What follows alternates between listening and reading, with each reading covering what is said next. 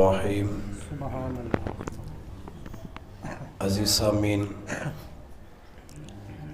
آج ہمارے درس کا موضوع شب قدر کی فضیلت۔ اس سلسلہ میں سب سے پہلے یہ بات جاننا بڑا ضروری ہے کہ اس رات کو شب قدر کہتے کیوں ہیں۔ ایک تو قدر والی رات، دوسرا ایک قدر کا معنی جو ہے وہ تنگی کے لیے بھی آتا ہے۔ اس کی وجہ فرماتے ہیں اس لیے کہ اس رات زمین تنگ ہو جاتی ہے، فرشتوں کا اس قدر نزول ہوتا ہے، اس لیے اسے شب قدر کہا جاتا ہے۔ علامہ قرطبی نے جو اس کو لیلۃ القدر کہنے کی وجہ لکھی ہے نا، وہ بڑی خوبصورت ہے۔ وہ اپنے اندر خود ایک جامع معنی موضوع رکھتی ہے۔ علامہ قرطبی علیہ رحمہ فرماتے ہیں قیل سمیت بذالک لأنہ انزل فیہا کتابا ذا قدر علی رسول ذی قدر علی امت ذات قدر۔ فرمایا اسے شب قدر اس لیے کہتے ہیں کہ اللہ رب العزت نے اس میں ایک بڑی قدر و منزلت والی کتاب، بڑے ہی قدر و منزلت والے رسول پر اور بڑی قدر و منزلت والی امت پر نازل کی ہے، اس لیے اس کو شب قدر کہا جاتا ہے۔ حضرت قاب آپ فرماتے ہیں کہ یہ جو شب قدر کی رات ہے نا، اس کی عظمت کو اجاگر کرتے ہیں اور فرما رہے ہیں کہ یہ جو شب قدر ہے نا، اس کی عظمت یہ ہے کہ جبریل امین فرشتوں کے جرمٹ کے ساتھ دنیا میں تشریف لاتے ہیں اور ہر مومن کے ساتھ جبریل امین مصافحہ کرتے ہیں۔ بہت خوبصورت بات ہے، ہر مومن کے ساتھ جبریل امین مصافحہ کرتے ہیں۔ تو پوچھا گیا جناب کیا دلیل ہے کہ ہمیں کیسے پتہ چلے گا کہ یہ جبریل امین ہم سے مصافحہ کر رہے ہیں؟ اب سنیے گا۔ تو حضرت قاب فرماتے ہیں اس کی سب سے بڑی علامت یہ ہے کہ بندے کے جب جبریل مصافحہ کرتا ہے تو بندے کے رونگٹے کھڑے ہو جاتے ہیں، نمبر ایک۔ نمبر دو فرماتے ہیں کہ اس کا دل نرم ہو جاتا ہے۔ نمبر تین فرماتے ہیں کہ ان کی آنکھوں سے آنسو بہنا شروع ہو جاتے ہیں۔ فرماتے ہیں کہ یہ علامت ہے کہ جبریل امین اس بندہ مومن سے مصافحہ کر رہا ہے۔ عزیز سامعین، بلکہ یہ حضرت انس رضی اللہ تعالی عنہ سے مروی حدیث مبارکہ ہماری رہنمائی مزید جو ہے نا ہمارے موضوع کو نکھار رہی ہے۔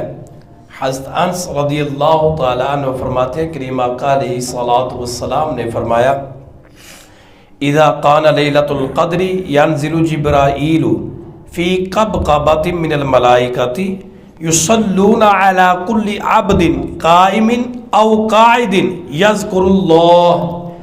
فرماتے ہیں کہ اس رات یعنی کہ لیلۃ القدر کو جبریل امین فرشتوں کے جمع غفیر کے ساتھ دنیا پہ تشریف لاتے ہیں، تو ہر وہ بندہ جو کھڑے ہو کر یا بیٹھ کر اللہ رب العزت کا ذکر کرتا ہے اس کے لیے دعائے مغفرت کرتے ہیں۔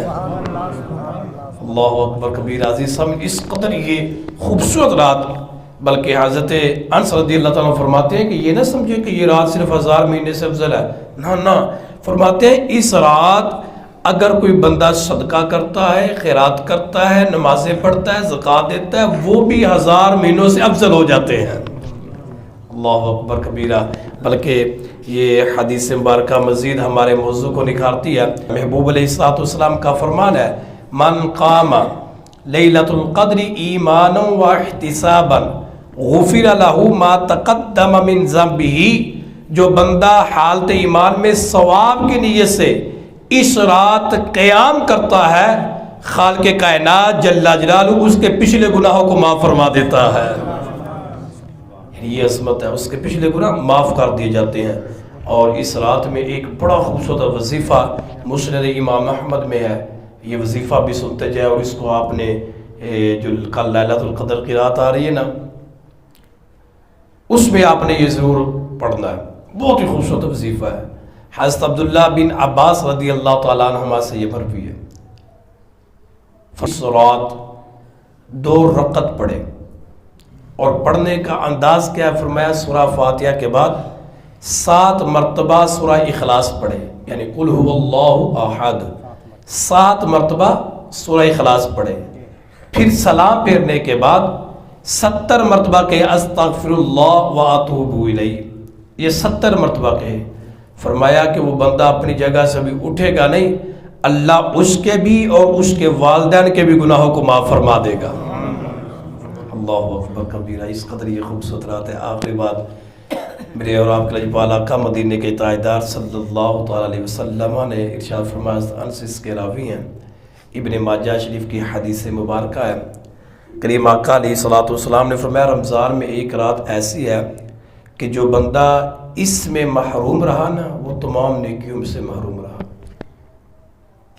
رمضان میں ایک رات ایسی ہے جو بندہ اس میں محروم رہا، وہ تمام نیکیوں سے محروم رہا، اور فرمایا اس رات کی بلائی سے وہی محروم رہے گا جس کی قسمت میں محرومی لکھی ہوئی ہے۔ اب وہ کون سے لوگ ہیں جو اس رات محروم رہتے ہیں؟ اب دیکھیے گا مسند امام احمد میں یہ بات لکھی ہوئی ہے کہ کون سے لوگ ہیں جو اس رات میں محروم رہتے ہیں۔ اب پہلے نمبر پر فرماتے ہیں کہ جو شراب کا عادی ہے، وہ اس رات بھی اللہ رب العزت کی رحمت سے محروم رہتا ہے۔ دوسرا فرماتے ہیں آلات موسیقی بجانے والا، یہ ساز طبلے وغیرہ جو بجاتے ہیں، فرمایا وہ بھی اس رات اللہ کی رحمت سے محروم رہتے ہیں۔